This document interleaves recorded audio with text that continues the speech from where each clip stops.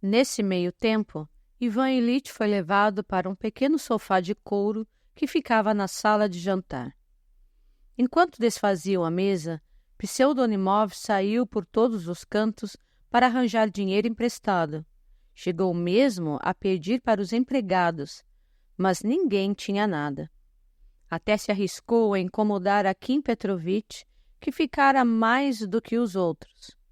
Mas esse, embora fosse um homem bom, ao ouvir falar em dinheiro, ficou tão perplexo e assustado que soltou as mais inesperadas asneiras. Outra hora com prazer, resmungou. Mas agora, palavra, me desculpe. Então pegou seu chapéu e saiu correndo. Apenas o jovem de bom coração, que falara sobre o dicionário de sonhos, serviu para alguma coisa, e mesmo assim, fora de propósito. Ele também ficou mais do que os outros e demonstrou compaixão pelos infortúnios de Pseudonimov. Enfim, Pseudonimov, sua mãe e o jovem decidiram em comum acordo não chamar o médico, mas uma caleça e mandar o doente para casa. Enquanto isso, experimentaram alguns remédios caseiros, como umedecer suas têmporas e a cabeça com água fria, colocar gelo e etc. A mãe de Pseudonimov ficou encarregada disso. O jovem correu para buscar a caleça. Como no lado Petersburgo já não havia àquela hora nem mesmo cocheiro qualquer, ele foi até a hospedaria para acordar os cocheiros. Negociaram, disseram que 5 rublos por uma caleça àquela hora era pouco. Acabaram, contudo, aceitando 3 rublos, mas quando, quase às 5, o jovem chegou com a caleça à casa de Pseudonimov, eles já tinham há muito mudado de ideia. Ocorre que Ivan Ilitch, ainda inconsciente, ficara tão mal, gemia e se agitava tanto, que carregá-lo e levá-lo para casa naquelas condições seria totalmente impossível e até arriscado. Do que isso vai dar? Disse Pseudonimov desalentado. O que poderia ser feito? Surgiu uma nova questão. Se fosse para deixar o doente ali mesmo, para onde transferi-lo e onde colocá-lo? A casa tinha só 2 camas, uma enorme de casal, na qual dormia o velho Milekoptaev com a esposa, e outra recém-comprada, em formato de nós, também de casal, destinada aos noivos. Todos os demais residentes, ou melhor dizendo, as demais residentes da casa, dormiam no chão, enfileirada em colchões de penas já meio estragados e fedidos, totalmente inadequados e em número insuficiente, ou seja, nem isso havia. Onde colocar o doente? Talvez encontrassem um colchão de penas. Podiam, em último caso, tirar de alguém, mas onde e sobre o que iriam estender? Seria preciso que fosse na sala, pois era o cômodo mais distante do seio da família e tinha uma saída própria. Mas sobre o que estender? Sobre cadeiras? Sabe-se que somente escolares estendem o colchão em cadeiras quando vão para casa passar o fim de semana, e para uma figura como Ivan Ilitch, isso seria muito desrespeitoso. O que ele diria no dia seguinte, ao ver-se deitado sobre cadeiras? Pseudonimov não queria nem ouvir falar nisso. Restava apenas uma alternativa: transferi-lo para o leito nupcial. Esse leito nupcial, como já dissemos, foi construído num quartinho pequeno bem ao lado da sala de jantar. Sobre a cama havia um colchão de casal, não reformado, mas novo, lençóis limpos, 4 travesseiros revestidos com linho rosa e babados de musselina. A colcha era de cetim rosa e bordada. Do círculo dourado que pendia acima, descia um véu de musselina. Em uma palavra, tudo como deve ser. Quase todos os convidados estiveram no quarto e elogiaram a decoração. Embora a noiva não suportasse Pseudonimov, Ao longo da noite, correu furtivamente até o quarto algumas vezes para admirá-lo.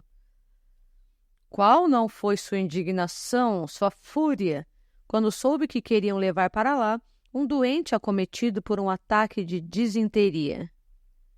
A mãezinha da noiva saiu em sua defesa, discutiu, prometeu queixar-se com o marido no dia seguinte. Mas Pseudonimov foi firme e insistiu. Ivan Ilitch foi transferido para lá e os noivos se acomodaram na sala sobre cadeiras. A jovem choramingou, quis dar beliscões, mas não teve coragem de desobedecer. Seu paizinho tinha uma bengala que ela conhecia muito bem e sabia que no dia seguinte ele exigiria um relato detalhado do caso.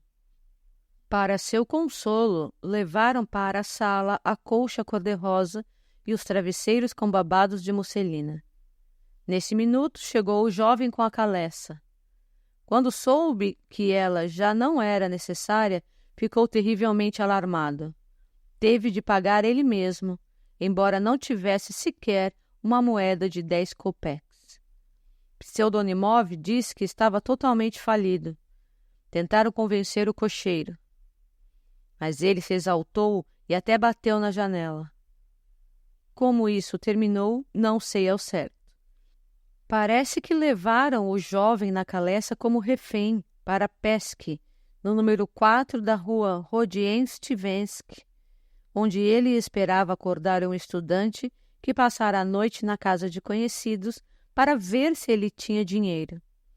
Já eram 6 da manhã, quando o casal conseguiu ficar a sós, fechados na sala. A mãe de Pseudonimov passou a noite ao lado da cama do enfermo. Acomodou-se no chão, num tapetinho, cobriu-se com um casaquinho de pele, mas não conseguiu dormir, pois era obrigada a levantar-se a todo minuto. Ivan Ilitch sofria de um terrível desarranjo estomacal.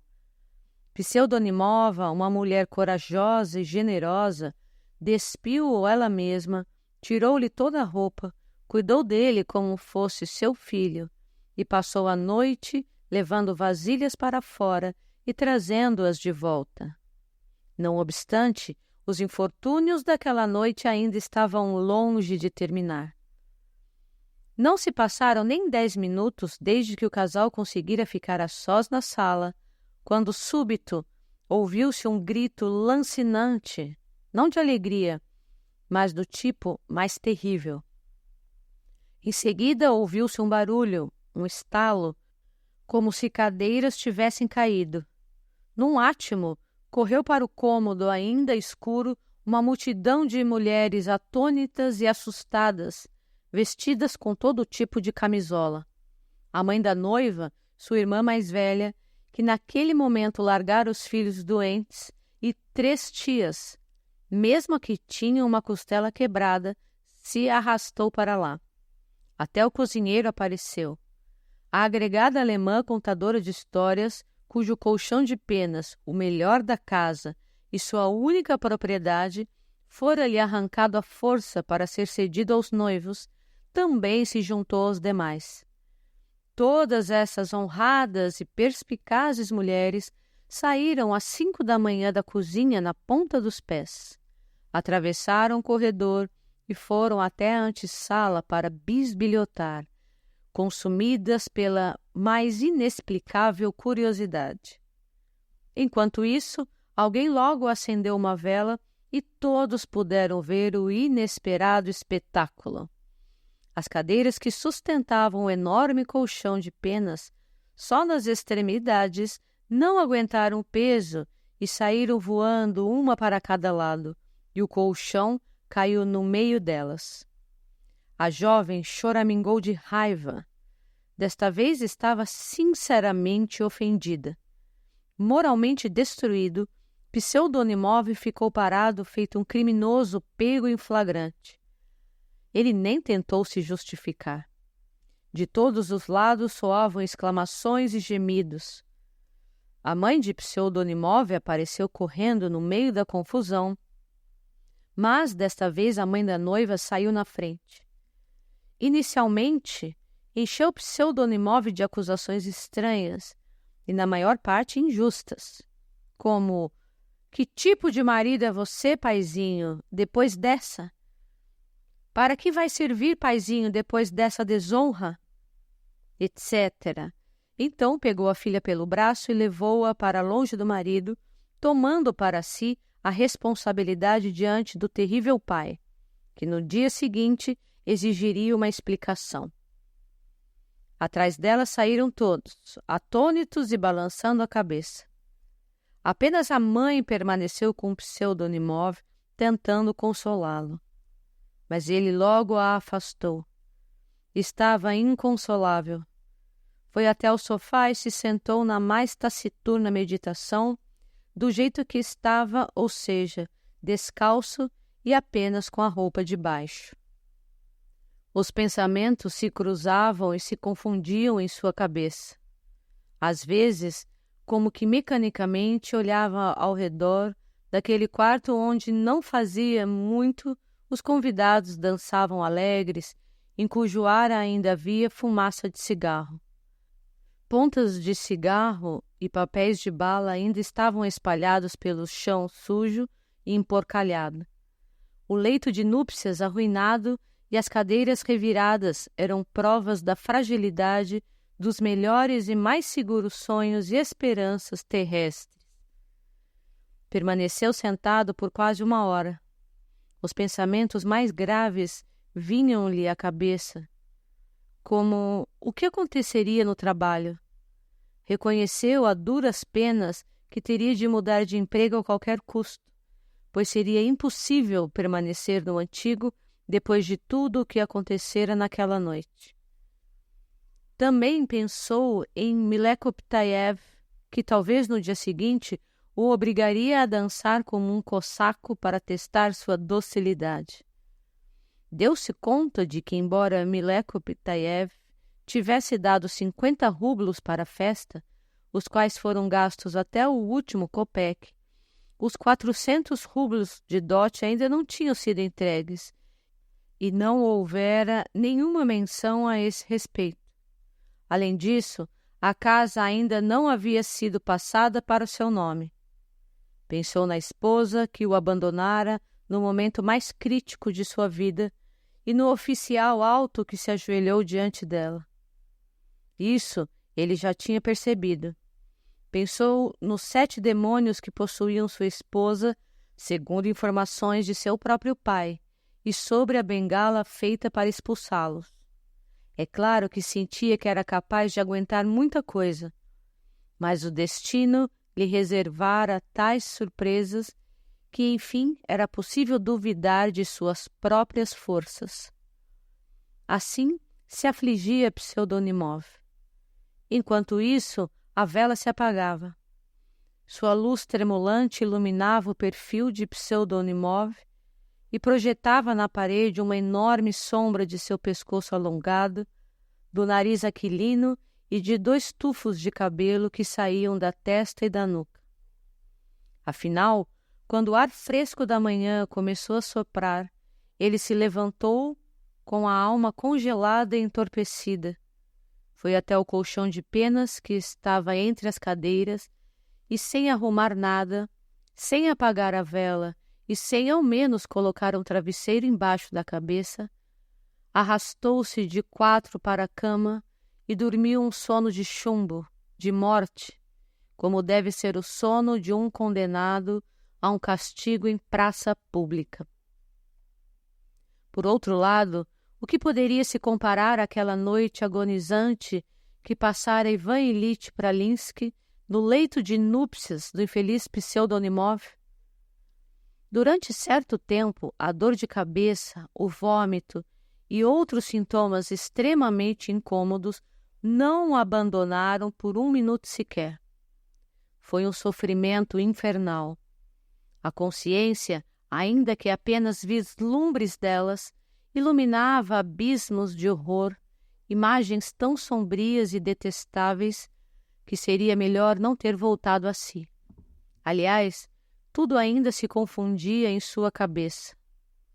Reconhecia, por exemplo, a mãe de Pseudonimov. Ouviu seus gentis sermões. Tenha paciência, meu querido, tenha paciência, paizinho. Vai acabar se acostumando. Reconhecia, mas não era capaz de dar para si mesmo uma explicação lógica do motivo pelo qual ela estava ao seu lado. Teve visões repulsivas, principalmente de Semyon Ivanitch, mas olhando fixamente, percebeu que não se tratava dele, mas do nariz de Pseudonimov. Apareceram diante dele o artista independente, o oficial, a velha com o pano amarrado no rosto.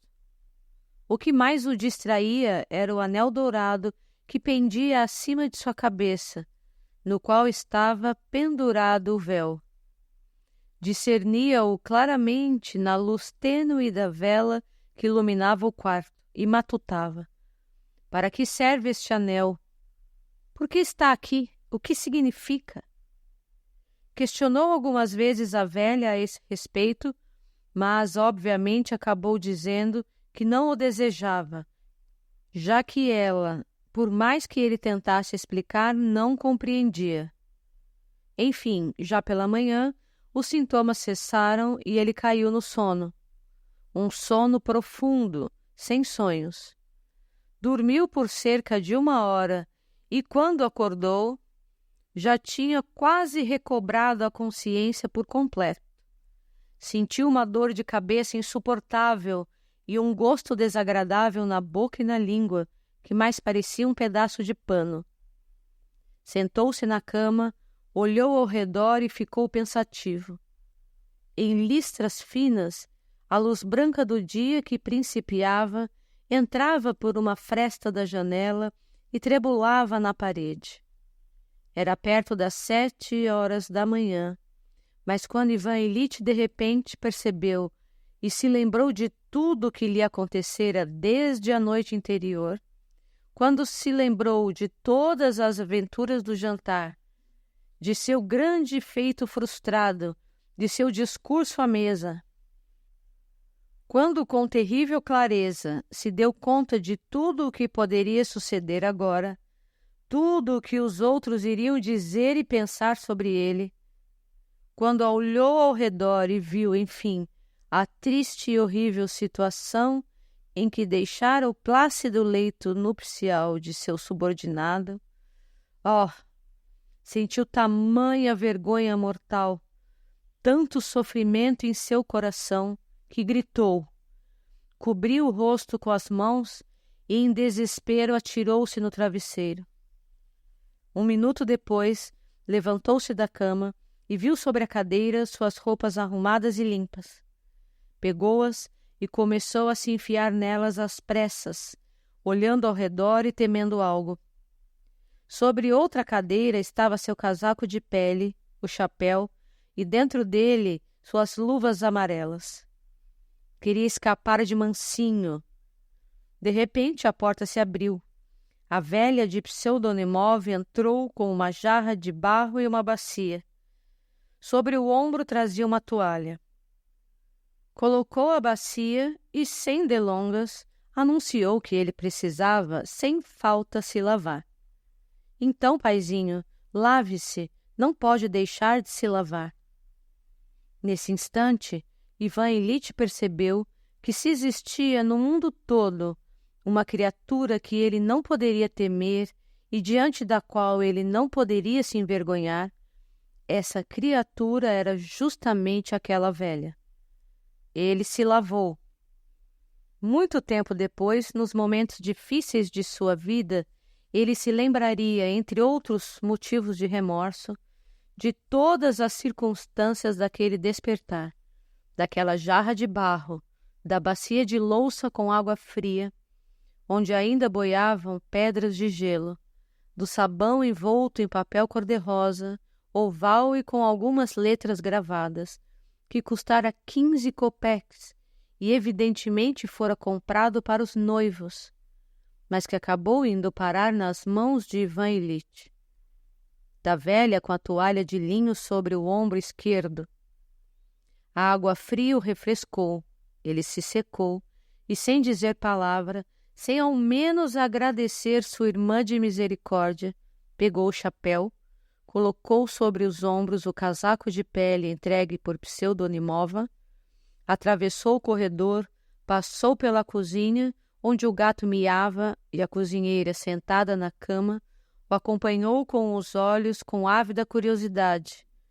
Correu para o pátio, depois para a rua e chamou um cocheiro que passava.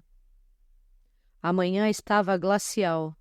Um nevoeiro amarelado e gélido encobria as casas e todas as coisas. Ivan Ilitch levantou o colarinho. Achava que todos estavam olhando para ele, que todos sabiam quem era e o reconheciam. Passou 8 dias sem sair de casa e sem aparecer no trabalho.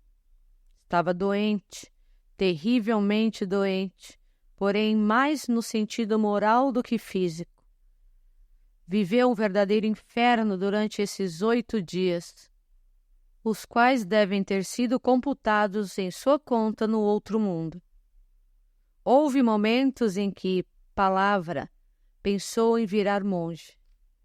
Até sua imaginação começou a divagar nessa ocasião. Imaginava canções tranquilas, subterrâneas, um caixão aberto, uma cela solitária, florestas e cavernas. Mas quando despertava, logo percebia que tudo não passava de um absurdo horrível do qual se envergonhava. Em seguida, começaram os ataques morais sobre sua existence manquée.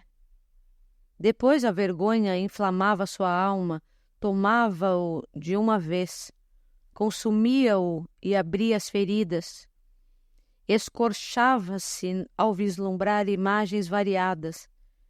O que dirão dele? O que pensarão? Como entrará no escritório? Que cochichos o irão perseguir por um ano inteiro? Por 10 anos? Pela vida toda?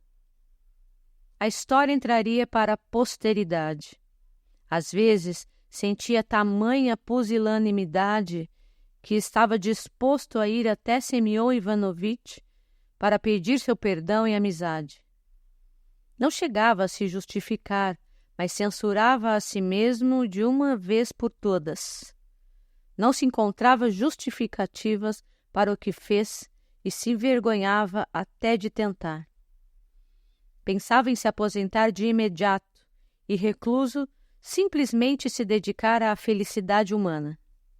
Em todo caso, era preciso mudar logo todo o seu círculo de convivência e até erradicar toda lembrança de si. Em seguida, ocorreu-lhe que isso também era absurdo e que, agindo de forma mais rígida com os subordinados, tudo ainda se acertaria. Assim, criou esperança e ânimo. Enfim, passado 8 dias de dúvidas e sofrimentos, sentiu que não conseguia mais aguentar a incerteza e, un bon matin, decidiu ir ao escritório.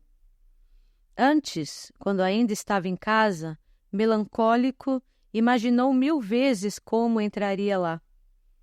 Tinha a terrível convicção de que ouviria cochichos ambíguos pelas costas, veria expressões ambíguas, colheria sorrisos maliciosos. Qual não foi sua surpresa quando, na realidade, nada disso aconteceu. Receberam-no com respeito, fizeram-lhe reverências, todos estavam sérios, ocupados. Seu coração se encheu de alegria enquanto se dirigia à sua sala. Iniciou os trabalhos com maior seriedade, ouviu alguns relatórios e explicações, tomou decisões. Sentia que nunca raciocinara e decidira coisas com tanta inteligência e sensatez como aquela manhã. Viu que estavam satisfeitos, que o tinham em alta conta e o respeitavam. O sujeito mais cismado e melindroso não teria sido capaz de notar nada. O trabalho corria maravilhosamente. Enfim, apareceu Akim Petrovitch com alguns papéis.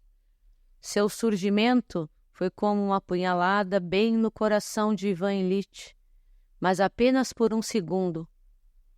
Ocupou-se com Akim Petrovitch, conversou com seriedade, indicou o que fazer e prestou esclarecimentos. Percebeu apenas que este se esquivava de olhá-lo longamente nos olhos, ou melhor, que Akim Petrovitch temia encará-lo. Então, Akim Petrovitch concluiu e começou a recolher os papéis. Ainda há um requerimento, disse secamente, de transferência para outro departamento do funcionário Pseudonimov. Sua Excelência Semyon Ivanovitch Tipulenko prometeu-lhe uma vaga. Ele solicita a benevolente colaboração de Vossa Excelência. Ah, então vai se transferir, disse Ivan Ilitch, e sentiu que um enorme peso saía de seu coração. Voltou-se para Akim Petrovitch e, naquele instante, seus olhares se encontraram. Mas, claro, de minha parte, eu farei, respondeu Ivan Ilitch. Estou disposto. Era evidente que Akim Petrovitch queria escapar o mais rápido possível, mas Ivan Ilitch, no impulso de magnanimidade, decidiu dizer tudo de uma vez por todas. Aparentemente fora tomado outra vez por uma inspiração. Diga-lhe, principiou tentando olhar Akim Petrovitch de forma clara e plena de significado profundo. Diga a Pseudonimov que eu não lhe desejo mal, não desejo, que ao contrário, estou disposto até a esquecer tudo o que passou. Esquecer tudo, tudo. De repente, Ivan Ilitch interrompeu-se e olhou estupefato o estranho comportamento de Akim Petrovitch, que, de pessoa racional, não se sabe por quê, se revelou o mais terrível idiota. Em vez de terminar de ouvi-lo, enrubesceu da forma mais tola e começou a fazer pequenas reverências apressadas e até indecentes, enquanto recuava em direção à porta. Toda a sua aparência refletia o desejo de enterrar-se, ou melhor, de voltar à sua mesa o mais rápido possível. Ivan Ilitch, já sozinho, levantou-se da cadeira transtornado. Olhou no espelho e não viu o próprio rosto. Não, rigidez, só rigidez e mais rigidez. Sussurrou quase inconsciente para si, e de repente um vermelho vivo se espalhou por todo o seu rosto. Sentiu tanta vergonha, tanta dificuldade, como não sentira nem nos 8 dias em que estivera enfermo. Não aguentei, disse de si para si, e impotente deixou-se cair na cadeira.